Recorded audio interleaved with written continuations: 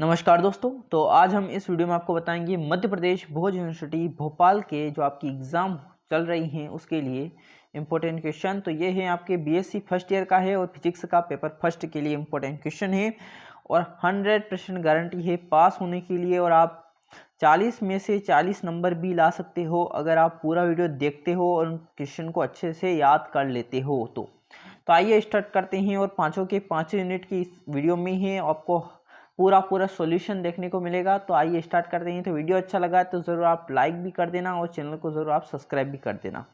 तो आपका first question है, दो सदिशों के अदिश और सदिश गुणन को परिभाषित कीजिए या सदिशों के गुणनफल से आप क्या समझते हैं। तो ये परिभाषा हो जाएगी। तो आप जानते हैं अगर क्लास 12th या 11th में पढ़ा हो कि ए डॉट बी क्या होता है। तो A B dot cos theta होता है और अगर यहाँ पर क्रॉस लग जाएगा तो ए बी ये साइन थीटा हो जाएगा और एन का कैप साथ आएगा। तो इसका ये है। इसके बाद सबसे इम्पोर्टेंट क्वेश्चन, इसको अच्छे से याद कर ले आप। देखो मुझे बुखार आ रहा है अभी तक, तो अगर आपको वॉइस में कुछ प्रॉब्लम आए तो आप देख लेना, से क्वेश्चन को लिख लेना और स्क्रीनशॉट लेना चाहो तो स्क्रीनशॉट ले सकते हो। तो वीडियो को ज़रूर आप लाइक भी कर देना, चैनल को ज़रूर आप शेयर अपने फ्रेंड को शेयर कर देना। उसके बाद सबसे इंपॉर्टेंट क्वेश्चन है, इस क्वेश्चन को अच्छे ढंग से याद कर ले, आपके लघुत्तरी में आ सकता है। पोलर वेक्टर या अक्षी वेक्टर का अर्थ समझाइए, उसका प्रत्यय का एक उदाहरण दीजिए। सबसे इंपॉर्टेंट क्वेश्चन है, अच्छे ढंग से याद कर लेना है पोलर वेक्टर और अक्षी वेक्टर को। इसके बाद ये आपके ऑब्जेक्टिव में आ सकता है कि विद्युत विभव तथा ताप का ग्रेडियंट क्या बताता है। ताप का ग्रेडियंट क्या बताता है ये अच्छे से याद कर ले आप। इसके बाद किसी सदिश के कर्ल की परिभाषा देते हुए उसके भौतिक महत्व को बताना है। तो भौतिक महत्व और कर्ल की परिभाषा दोनों याद कर लेना। और मैं 3 प्रमेय बताऊंगा, तो तीनों को प्रमेय में से कौन सी भी एक प्रमेय आपके एग्जाम में आ जाएगी, तो अच्छे ढंग से याद कर लेना।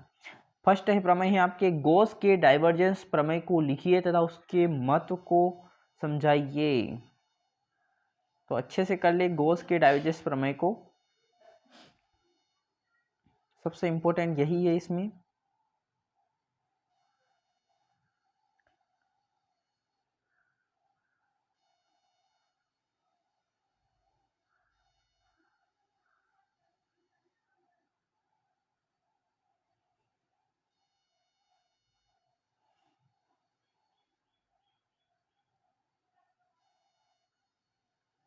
तो इसको सबसे इम्पोर्टेंट समझ लेना, मतलब रट लेना अच्छे ढंग से इसको।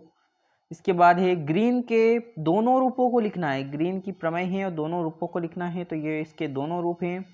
तो इसको अच्छे से याद कर ले। इसमें गॉस के डाइवर्जेंस प्रमेय का सबसे इम्पोर्टेंट है, तो छोड़ना मत उसको। तो ये भी कर लेना साथ साथ, बिल्कुल इजी है। एक होगी तो दूसरी आसान से हो जाएगी। आप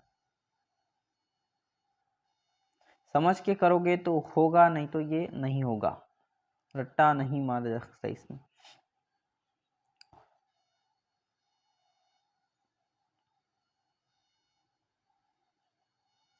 तो ग्रीन की प्रमेय का प्रथम रूप और ये सेकंड रूप। इसके बाद आपका है स्टोक की प्रमेय का कथन लिखना है। ये स्टोक की प्रमेय होती हैं, ऑब्जेक्टिव क्वेश्चन में पूछे जा सकते हैं आपको। और इसे प्रमेय का उपयोग कहाँ का होता है। इस प्रमेय का उपयोग पष्ट के समाकलन को रेखीय, इनकी परिभाषा देख लेना। आप परिभाषा याद कर लोगे ना तो ये प्रमेय तीनों है ना आसानी से हो जाएगी। तो परिभाषा रेखीय समाकलन, पष्टी समाकलन की परिभाषा अच्छे ढंग से याद करें आप। इसके बाद ये स्टोक की प्रमेय अच्छे से याद कर लेना आप। इसमें ये पष्ट होता है, इसमें ये खंड कटे हुए, इसमें तो छोटे छोटे भाग ये मतलब रख के क्लास, मतलब आप आसानी से कर सकते हो। समझ के करोगे, पढ़ा मतलब पढ़ लेना सिर्फ तो समझ जाएगा अच्छे से। और एक भी क्वेश्चन छोड़कर नहीं आना है एग्जाम में। इसके बाद ये क्वेश्चन अगर मिले तो कर लेना। परिनालिका क्षेत्र तथा लेमार क्षेत्र की व्याख्या, ये 2021 में आया था इसलिए मैंने बता दिया। अगर ये आपके सिलेबस में है तो ज़रूर कर ले इसको। इसके बाद एक और इम्पोर्टेंट क्वेश्चन है, सिद्ध कीजिए कि gradient phi equal del phi upon del n, जहाँ एन कैप है, जहाँ फाई स्केलर मतलब एक अदिश राशि है तथा एन कैप एक एकांक वेक्टर है, मतलब ये एक यूनिट वेक्टर है। तो इसके लिए होती हैं, तो इसको अच्छे से याद कर लिए। इस क्वेश्चन को घुमा कर देंगे आपको अच्छे से।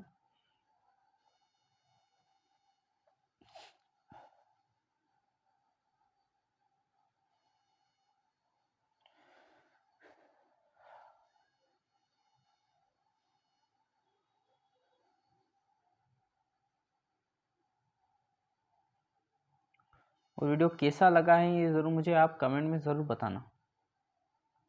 वीडियो को लाइक कर देना। देखो इस कंडीशन में भी आपके लिए ऐसे इंपॉर्टेंट क्वेश्चन बता रहा हूँ जो 100% पूरे पूरे पेपर भी बैठ रहे हैं। आज भी मैंने मतलब डाला था वीडियो, पूरा पूरा पेपर बैठा हुआ है उसमें, बीएससी सेकेंड ईयर का। इसका ग्रेडियंट की प्रवणता का भौतिक महत्व, सिर्फ ग्रेडियंट की भौतिक महत्व भी पूछ सकते हैं, इसलिए याद कर लेना इसको।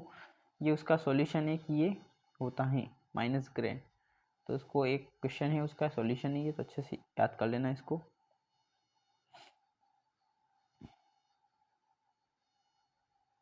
इसके बाद सदिश क्षेत्र के कर्ल की व्याख्या करना है या इसकी परिभाषा है, तो आप दोनों तीनों प्रमेय को अच्छे से कर ले, इन क्वेश्चन को अच्छे से कर लेना।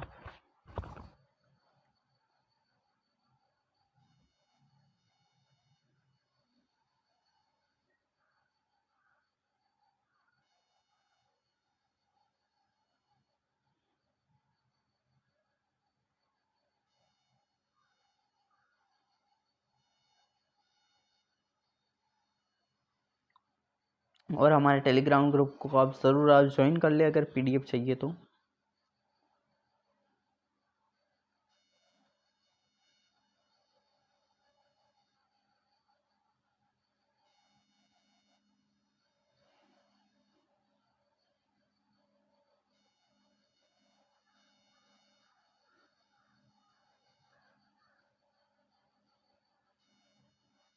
ये से इम्पोर्टेंट तो नहीं है पर एक बार कर लेना, इसमें समझ में आ जाएगा, बिल्कुल ईजी है ये, कभी आपको प्रमेय के अथवा में भी आ सकती हैं ये। इसके बाद इस टाइप के क्वेश्चन देख लेना एक बार, मैं समझा दूँ इसमें।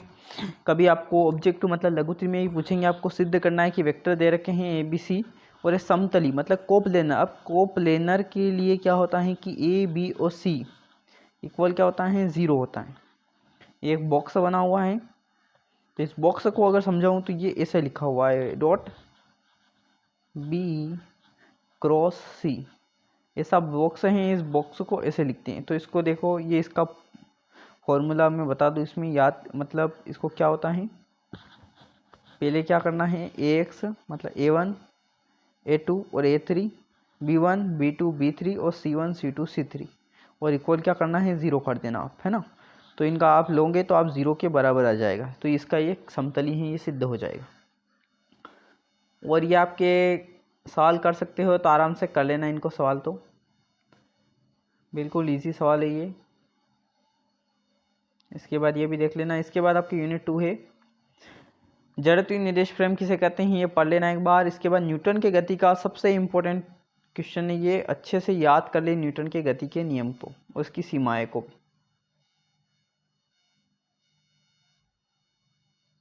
तो इस क्वेश्चन को अच्छे से याद कर लेना, ये एग्जाम में आ सकता है, 95% चांस है इस क्वेश्चन के आने के।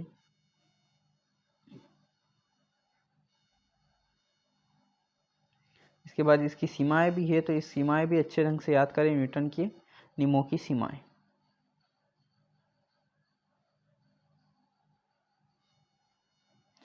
फिर एक समान बल क्षेत्र में कण की गति के लिए समीकरण है, तो ये इम्पोर्टेंट है, इसको भी कर लेना एक बार। बिल्कुल इजी है, आप समझ कर करोगे तो आराम से हो जाएगा ये, अगर आप रटने की कोशिश करोगे तो नहीं होगा। फॉर्मूला बेस ही है, थोड़ा सा याद कर लेना फॉर्मूला, तो आराम से हो जाएगा।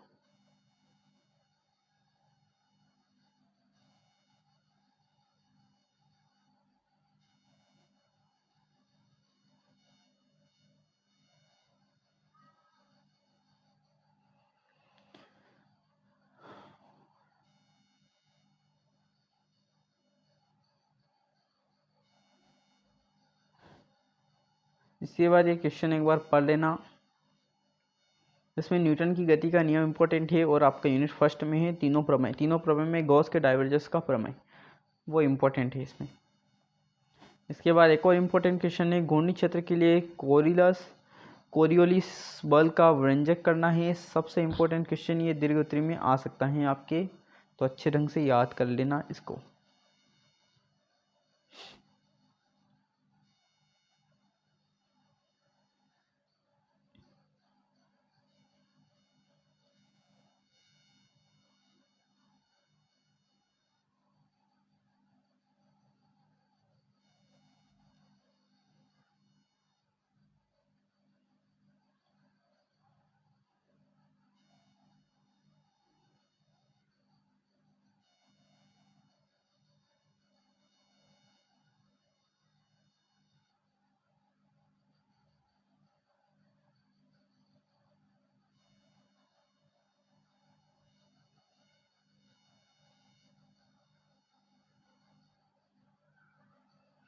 सबसे इम्पोर्टेंट क्वेश्चन कोरियस बल का ही है, इसलिए अच्छे से कर ले। इसका अनुप्रयोग पूछे जा सकते हैं आपको एग्जाम में, तो इसलिए कर लेना अनुपयोगी। कोरियोलिस बल का अच्छे ढंग से याद कर लेना। मेरा गला भी दुख रहा है, इसलिए मैं वीडियो पता नहीं। इसके बाद इसका अनुपयोग ये, तो दोनों अनुपयोग ये तो अच्छे से कर ले आप।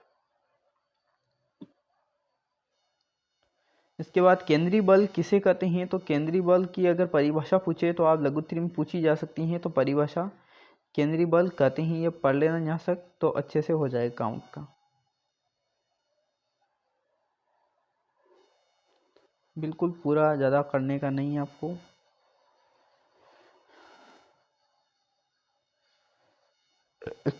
इसके बाद ये द्विकर्ण निकाय, इम्पोर्टेंट क्वेश्चन ये लघुत्तरी में पूछा जा सकता है आपको। द्विकर्ण निकाय समानीत द्रव्यमान से क्या तात्पर्य है, एक उदाहरण बताना है, तो अच्छे से करें इसको क्वेश्चन को। और आपका अगला पेपर कौन सा है, सेकेंड ईयर, फर्स्ट ईयर या थर्ड ईयर का, मुझे ज़रूर आप कमेंट बताइए। या एमए या एमएससी अगर हो आपके, तो ये मुझे कमेंट बताएगा आप कौन से ईयर में हो, और सब्जेक्ट का नाम ज़रूर बताएं। तो इस क्वेश्चन को अच्छे ढंग से आप करें।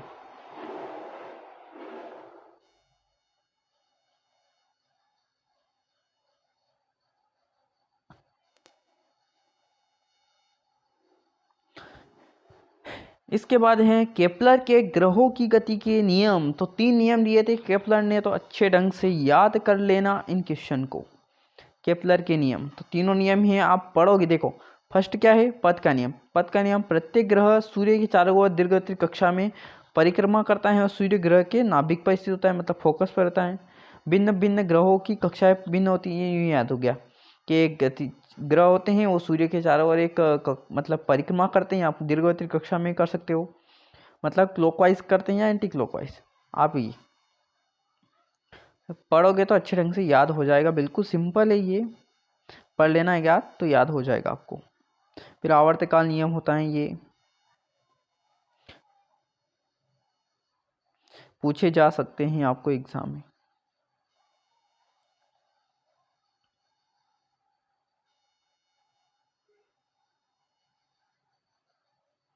मतलब 20 क्वेश्चन ही होंगे, ये ज़्यादा क्वेश्चन नहीं है ये।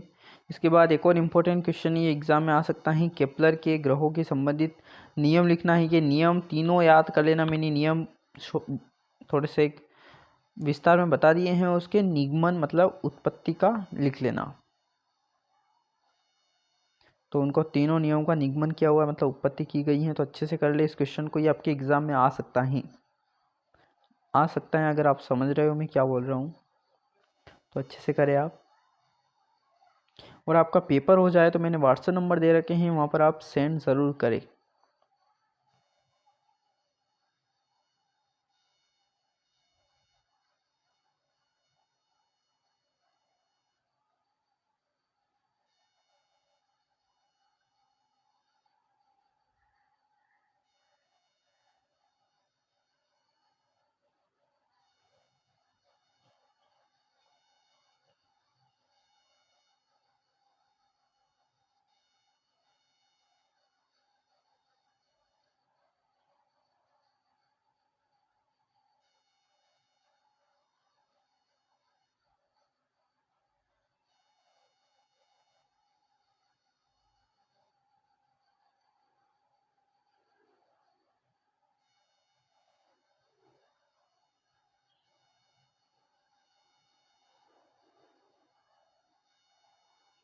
फिर इसके बाद एक और इम्पोर्टेंट क्वेश्चन है, एक समान गोली खोल के कारण उसके अंदर किसी पृष्ठ पर गुरुत्वीय विभव, इसमें गुरुत्वीय विभव के लिए बहुत ही इंपॉर्टेंट है, गुरुत्वीय विभव के लिए है ये।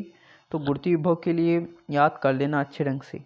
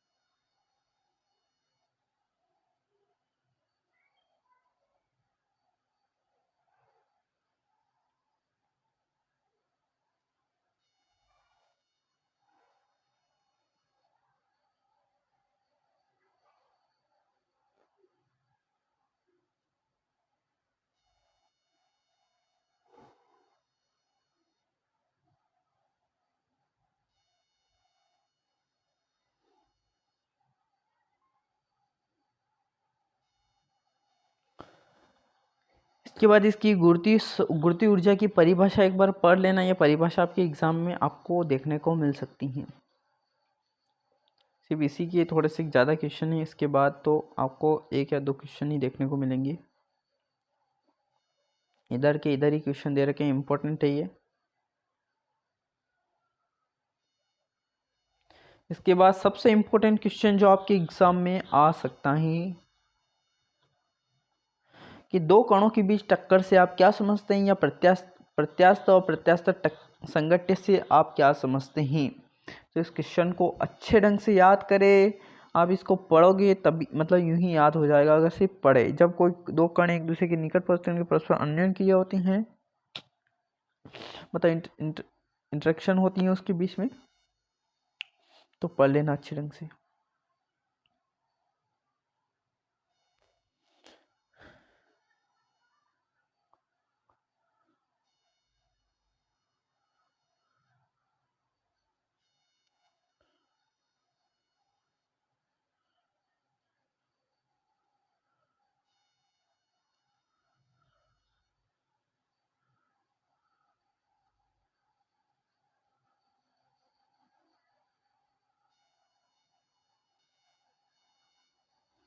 तो पूरा आंसर है, इसको रट लेना अच्छे ढंग से आप।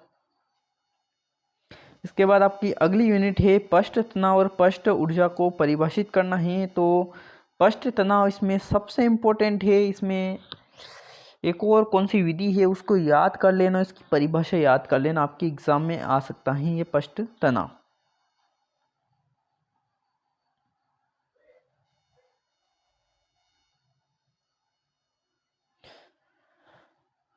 इसके बाद आपके लघु त्रैमासिकता है, स्पर्श कोण किसे कहते हैं, तो ये स्पर्श कोण की परिभाषा हो जाएगी आपके। स्टील रबर से पढ़ लेना, ये आपके एग्जाम में देखने को मिल सकता है। इसमें पृष्ठ तनाव इम्पोर्टेंट है।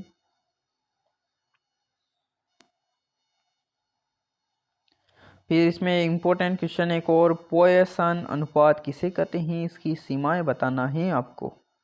तो पॉइसन अनुपात को अच्छे से करें, वो सबसे इम्पोर्टेंट क्वेश्चन आ रहा है। इसके बाद यंग प्रत्यास्थता गुणांक, आयतन प्रत्यास्थता गुणांक की परिभाषा बताना है, मतलब इनको सभी को परिभाषित करके बताना है। तो अच्छे ढंग से इस क्वेश्चन को रट लेना, ये आपके एग्जाम में आ सकता है।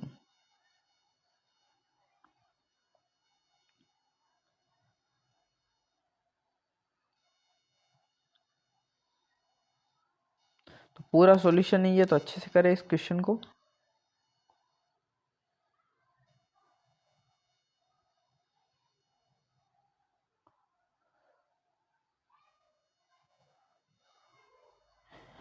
सिद्ध करना है फिर y equal to eta 1 plus sigma होता है, तो इसको अच्छे से कर ले।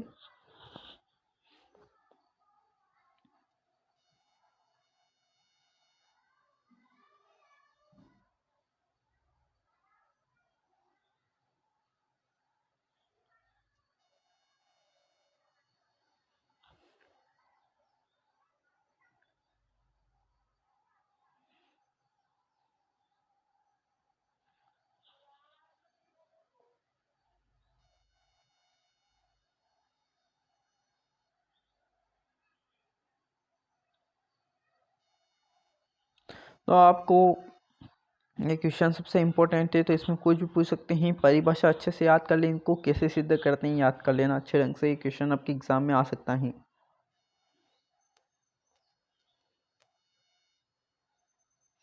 इसमें ये इम्पोर्टेंट है, तो अच्छे से कर ले। सब में संबंध है, तो यही पूछेंगे आपको एग्जाम में आपके, तो अच्छे ढंग से कर लेना आप।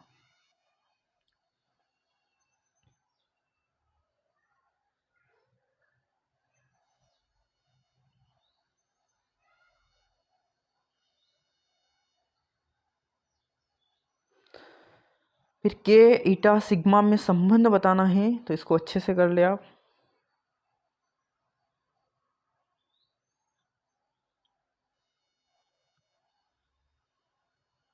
दोनों में से कौन सा भी एग्जाम में आ सकता है आपकी। ये पॉइसन नीति पे संबंध है, इसमें सभी आ गए हैं। इसके बाद बर्नौली की अगर प्रमेय करना चाहो तो एक बार कर लेना बर्नौली की प्रमेय को। इसकी उपयोग इम्पोर्टेंट है इसमें, तो आप मतलब याद कर लेना। बर्नौली के प्रमेय की ये तीनों उपयोग है, तो तीनों अच्छे ढंग से करें।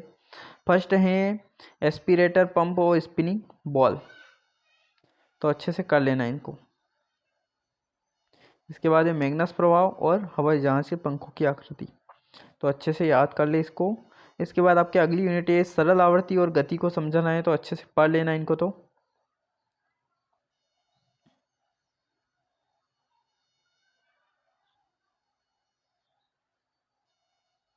एक ही क्वेश्चन को इसमें रिपीट किया हुआ है, इसलिए आवर्त गति और सरल आवर्त गति इंपॉर्टेंट है ये।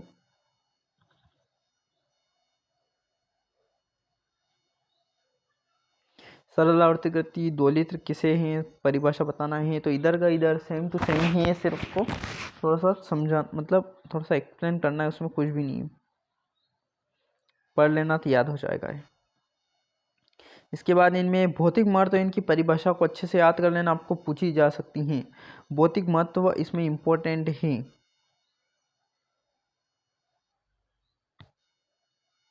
इसके बाद जड़त्व और जड़त्व आघूर्ण में अंतर बताना है, तो ये आपके लघुत्तर में पूछे जा सकते हैं आपको। इसके बाद गुणन मतलब परिभ्रमण त्रिज्या, ये जड़त्व आघूर्ण और दोनों साथ साथ में क्वेश्चन आ सकते हैं, तो परिभाषा और इसके भौतिक महत्व को अच्छे से याद करें आप।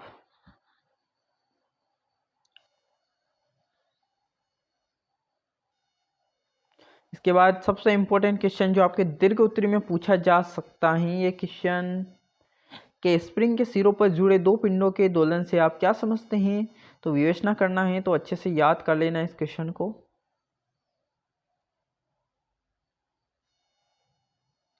फिर ये क्वेश्चन अगर मिले तो कर लेना गतिपालक चक्र क्या है, ये आपके 2021 में आया हुआ है, इसलिए मैंने बता दिया। रॉबर्ट हुक द्वारा प्रतिपादित नियम, ये लघुत्तरी मतलब आपके ऑब्जेक्टिव क्वेश्चन अगर आएंगे तो इनमें से पूछे जा सकते हैं। सापेक्ष ऊर्जा के द्रव्य संबंधी पास्कल का नियम, तो इनको पढ़ लेना।